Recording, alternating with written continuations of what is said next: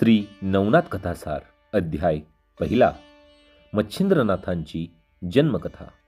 या अध्यायाच्या नित्य श्रवणाने आपल्यावरती नवनाथांची कृपा झाल्याशिवाय राहणार नाही। श्री गणेशाय नमः, श्री गुरुभ्यो नमः, श्री पांडुरंगाय नमः, श्री कुलदैवताय नमः, श्री माता पितृभ्याय नमः। कलियुग सुरू झाल्यावर श्री विष्णूंनी नवनारायणांच्या द्वारकेत त्यांना बोलवण्यासाठी आपल्या दूतांना पाठवले। त्या प्रसंगी विष्णू स्वतः सोन्याच्या सिंहासनावर बसले होते। तेवढ्यात निरोप पाठविल्याप्रमाणे नवनारायण तिथे आले। हे नवनारायण म्हणजेच कवी, हरी, अंतरिक्ष, प्रबुद्ध, पिप्पलायन, अविर्होत्र, द्रुमिल, चमस आणि करभंजन होते। त्या नवनारायणांना पाहताच विष्णूंना फार आनंद झाला। ते लगेच सिंहासनावरून उतरले आणि मोठ्या प्रेमाने त्यांना भेटले। मग त्यांना सन्मानाने सुवर्ण सिंहासनावर बसवून त्यांची षोडशोपचारांनी पूजा केली। तो मान सन्मान पाहून नवनारायणांनी विचारले, आम्हाला येथे कशासाठी बोलावले? त्यांचा प्रश्न ऐकून भगवान विष्णू म्हणाले की तुम्हाला येथे बोलावण्याचे कारण असे की आपल्या सर्वांना आता कलियुगात अवतार घ्यायचे आहेत। ज्याप्रमाणे राजहंस एकजुटीने समुद्राच्या पाण्यात जातात, त्याचप्रमाणे आपण सर्व एकदम अवतार घेऊन भूलोकात प्रकट होऊ। श्री लक्ष्मी विष्णूची ही कल्पना ऐकून ते म्हणाले की जनार्दन, आपण आम्हाला अवतार घ्यायला सांगता, पण तो कोणत्या नावाने आणि कुठे घ्यायचा तेही सविस्तर सांगा। यावर द्वारकाधीशांनी सांगितले की तुम्ही सर्वांनी अवतार घेऊन संप्रदाय स्थापन करावं, दीक्षा देऊन उपदेश करीत राहा। यावर तुम्ही कदाचित असे म्हणाल की आम्हालाच फक्त अवतार घ्यायला सांगता, पण असे मनात आणू नका। तुमच्याबरोबर मृत्यूलोकात जन्म घेणारे बहुत जण आहेत। प्रत्यक्ष वाल्मिकी हे तुळशीदास होतील, शुक्रमुनी हे कबीर होतील, व्यासमुनी हे जयदेव होतील, तर माझा अगदी सर्वात आवडता जो उद्धव तो नामदेवाचा अवतार घेईल। जांबुवंत हा नरहरी या नावाने मृत्यूलोकी प्रसिद्ध होईल, तर माझा भाऊ बलराम हा पुंडलिक बनेल। एवढेच नव्हे तर मी सुद्धा तुमच्याबरोबर नामदेव या नावाने अवतार घेऊन येणार आहे। तसेच कैलासधिपती शंकर हे निवृत्तीनाथ होतील, ब्रह्मदेव हे सोपान या नावाने अवतार घेतील, योगमाया मुक्ताबाई आणि हनुमान रामदास होतील, कुब्जा जेनीदासी या नावाने प्रसिद्ध होईल। एवढे झाले की मग आपण कलियुगात भक्तीचा महिमा वाढवूयात। मग अवतार कोणत्या ठिकाणी व कसा घ्यायचा ते सविस्तर सांगण्यासाठी नवनारायणांनी विनंती केली। या विनंतीला मान देऊन हरींनी सांगितले की पराशर ऋषींचा पुत्र जो व्यासमुनी त्याने ही सर्व माहिती भविष्य पुराणात मागेच लिहून ठेवली आहे, ती आता नीट ऐका। पूर्वी ब्रह्मदेवाच्या वीर्यापासून 88,000 ऋषी निर्माण झाले। त्यावेळी त्या वीर्याचा काही भाग यमुनेत पडला, त्याचे 3 भाग झाले।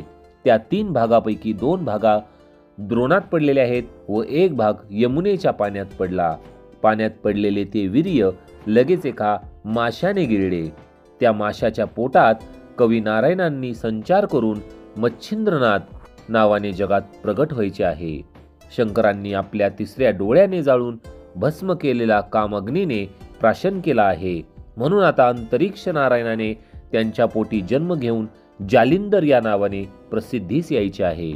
कुरुवंशात जन्मेजय नावाचा राजा सर्पसत्र करील, त्याच्याच वंशातील बृहद्रवा राजा हवन करील, तेव्हा अग्नी आपला गर्भ सांडेल आणि ही संधी साधून त्या प्रसंगी जालिंदराने त्या यज्ञकुंडात जन्म घ्यावा।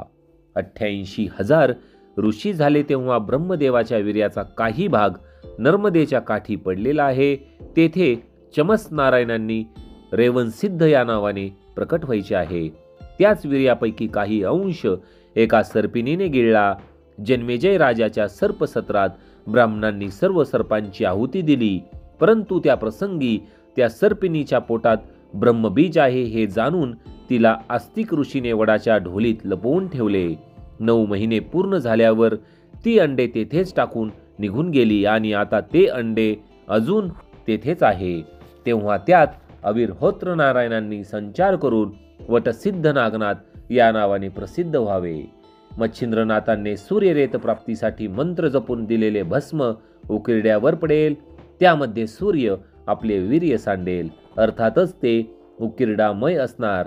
त्यात हरिनारायणांनी गोरक्ष नावाने प्रकट व्हावे. दक्षाच्या घरी त्याची कन्या पार्वती हिला लग्न समारंभाच्या वेळी पाहून ब्रह्मदेवाला अनावर कामवासना झाली आणि त्यांचे वीर्य गळाले. तेव्हा त्यांना फार लाज वाटली, म्हणून त्यांनी ते वीर्य आपल्या पायाने दाबून चौफेर केले. त्याचे 60,000 वालखिल्य ऋषी निर्माण झाले. दुसरे अंग केराबरोबर भागीरथी नदीमध्ये पडले व वाहत कुश बेटात गेले. ते अजूनही तेथेच आहे. तेव्हा पिप्पलायन नारायणांनी तेथे प्रवेश करून चरपटीनाथ नावाने प्रसिद्धीस यावे. भर्तरी नावाचे आपले भिक्षापात्र कैलिक ऋषींनी अंगणात ठेवले होते. त्यात सूर्याचे वीर्य पडले. ते त्याने तसेच जतन करून ठेवले आहे. त्यात द्रुमिल नारायणांनी प्रकट होऊन भर्तरी नावाने प्रसिद्ध व्हावे. हिमालयाच्या अरण्यात सरस्वतींच्या उद्देशाने ब्रह्मदेवांचे वीर्य गळाले. त्यातले थोडेसे हत्तीच्या कानात पडले. त्यात आता प्रबुद्ध नारायणांनी संचार करावा व कानिफ नावाने प्रकट व्हावे. गोरक्षनाथ चिखलाचा पुतळा करील, त्यामध्ये करभंजननाथांनी प्रकटावे. अशा तऱ्हेने लक्ष्मीकांताने कोणी, कोठे व कसा अवतार घ्यायचा ते सविस्तरपणे सांगितल्यावर त्या नवनारायणांचे पूर्ण समाधान झाले. मग ते आज्ञा घेऊन तेथून निघून मंदार पर्वतावर गेले. तेथे शुक्राचार्यांच्या समाधीजवळ समाधीस्थ होऊन राहिले. पुढे हे 9 व शुक्राचार्य असे 10 जण निघाले. एके दिवशी शंकर व पार्वती कैलासावर गप्पा मारित होते. तेव्हा पार्वती शंकरांना म्हणाली की तुम्ही नेहमी जो मंत्र जपत असता त्याचा मला अनुग्रह द्या. ते ऐकून शंकर तिला म्हणाले, मी तुला तो मंत्र जरूर शिकवील, पण त्यासाठी एकांत जागा पाहिजे. तेव्हा आपण आता एकांत स्थान शोधून काढू. असे म्हणून ते दोघे निघाले.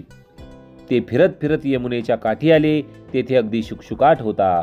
माणसांची वस्तीही नव्हती. त्यामुळे त्यांनी तीच जागा पसंत केली व तेथे ते बसले. मग शंकर पार्वतीला मंत्रोपदेश करू लागले. ज्या मच्छीने ब्रह्मवीर्य गिळून यमुनेत प्रवेश केला होता ती गर्भवती मच्छी तेथेच जवळच पाण्यात होती. तिच्या पोटातील गर्भाने तो मंत्र ऐकला. तो दिव्य मंत्रोपदेश ऐकल्यावर त्याला शुद्ध ज्ञानप्राप्ती झाली व द्वैतभाव नष्ट होऊन तो ब्रह्मरूप झाला. उपदेश सांगितल्यावर शंकराने उपदेशाचे सार पार्वतीला विचारले. इतक्यात मच्छिंद्र गर्भातून म्हणाला की सर्व ब्रह्मरूप आहे. हे ऐकून शंकरांनी आवाजाच्या दिशेने पाहिले. तेव्हा त्यांना मच्छीच्या पोटी कवी नारायणांनी संचार केल्याचे समजले. मग शंकरांनी त्याला सांगितले की तुम्हाला माझा उपदेश ऐकल्याने पुष्कळ फायदा झाला, परंतु हाच आदेश मी तुम्हाला दत्तात्रेयांकडून करवील. त्यासाठी तुम्ही पुढे बद्रिकाश्रमात या, तेथे मी तुम्हाला दर्शन देईल. असे सांगून पार्वतीसह भगवान शंकर कैलासाला गेले. मच्छिंद्रनाथ इकडे मच्छीच्या उदरात तो मंत्र जपू लागले. पूर्ण दिवस भरल्यानंतर त्या मच्छीने अंडे नदीच्या काठावर टाकले आणि ती मच्छी पाण्यात निघून गेली. पुढे थोडे दिवसांनी बरेच बगळे मासे धरायला म्हणून यमुनेकाठी आले. त्यांनी ते अंडे पाहिले व लगेच आपल्या तीक्ष्ण चोचींनी फोडले. त्यात एक बालक होते. अंडे फुटताच ते बाळ जोरजोरात रडू लागले. त्याचे रडणे ऐकून बगळे पळून गेले. काही दिवसांनी फुटलेले अंडे कामिक नावाच्या कोळ्याने पाहिले. त्यात सूर्यासारखा तेजस्वी बाळ पाहून त्यांना कळवळा आला. कोणीतरी सावज या बालकास मारील असे त्यांच्या मनात आले. इतक्यात आकाशवाणी झाली की हा साक्षात कवी नारायणांचा अवतार आहे. या बालकाला तू तुझ्या घरी घेऊन जा. याचे नीट पालन पोषण कर आणि ह्याचे नाव मच्छिंद्रनाथ ठेव. मनात कोणतीही शंका आणू नकोस. ते ऐकून कोळ्याला खूप आनंद झाला व त्याने मोठ्या आनंदाने त्यांना घरी नेले. आपल्या शारद्वता नामक पत्नीजवळ दिले आणि म्हणाले की ईश्वराने आपल्याला हा मुलगा दिला आहे, त्याचे नीट पालन पोषण कर. ती मुलासाठी आसुसलेली होती. ते ऐकून तिलाही खूप आनंद झाला. मग तिने आपल्या मोठ्या प्रेमाने त्याला जवळ घेतले. तोच तिला पाना फुटला. मग मुलाला पाजून नाहू माखू घालून पाळण्यात निजवले. आधीच त्या दोघांना मूल होण्याची शक्यता नव्हती. त्यात असा अचानकपणे तेजस्वी पुत्र हाती लागल्याने त्यांचा आनंद गगनात मावेनासा झाला. मच्छिंद्रनाथ 5 वर्षांचा झाल्यावर एक दिवस त्याला बरोबर घेऊन त्यांचा बाप मासे मारण्यासाठी यमुना नदीवर गेला. तेथे त्यांनी मासे पकडण्यासाठी जाळे पसरले. पुष्कळ मासे जाळ्यात आल्यावर ते मच्छिंद्रनाथांजवळ ठेवून ते पुन्हा जाळे पसरवून बसले.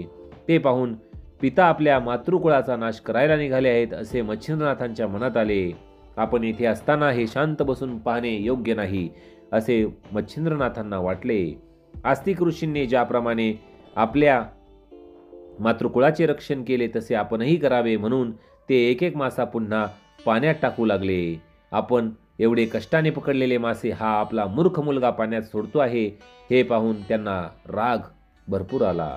त्या रागाच्या भरात ते मुलाला मारू लागले व म्हणाले की अरे तू हे काय करतोस, माझे कष्ट सगळे वाया गेले, आता खाशील काय, भीक मागायची लक्षणे आहेत ही. वडील आपले अशा तऱ्हेने रागावल्यावर त्यांची नजर चुकवून मच्छिंद्रनाथ तेथून निघून गेले. त्यांना फार वाईट वाटले. भिक्षेचे अन्न पवित्र असते, तेच आपण खावे असा विचार करून ते बद्रिकाश्रमात गेले. तेथे त्यांनी 12 वर्ष कडक तपश्चर्या केली. त्यामुळे त्यांचा हाडाचा केवळ सांगाडा उरला. इकडे एके दिवस श्री दत्तात्रेयांची स्वारी शंकरांच्या देवळात गेली व तेथे त्यांनी शंकरांची स्तुती केली. त्यामुळे शंकर प्रसन्न झाले व त्यांनी प्रत्यक्ष भेट देऊन त्यांना प्रेमभराने आलिंगन दिले. मग उभयंतांच्या खूप गप्पा झाल्या. तेव्हा बद्रिकाश्रमाचे अत्यंत रमणीय अरण्य पाहण्याची दत्तात्रेयांना इच्छा झाली. त्यांनी आपले मनोगत भगवान शंकरांना सांगितले. मग त्यांना बरोबर घेऊन भगवान शंकर अरण्यात बद्रिकाश्रमात गेले. तर अशा प्रकारे श्रोते हो, श्री नवनाथ कथासारचा अध्याय पहिला इथे समाप्त झाला आहे. व्हिडिओ संपवताना आपण म्हणणार आहोत नवनाथांचा मुख्य मंत्र: गोरक्ष जालिंदर चर्पटाश्च अडभंग कानिफ मच्छिंद्र अद्या चौरंगी रेवानक भर्तरी संज्ञां व्योमा बभूर्व नवनाथ सिद्धा. अलख निरंजन आदेश.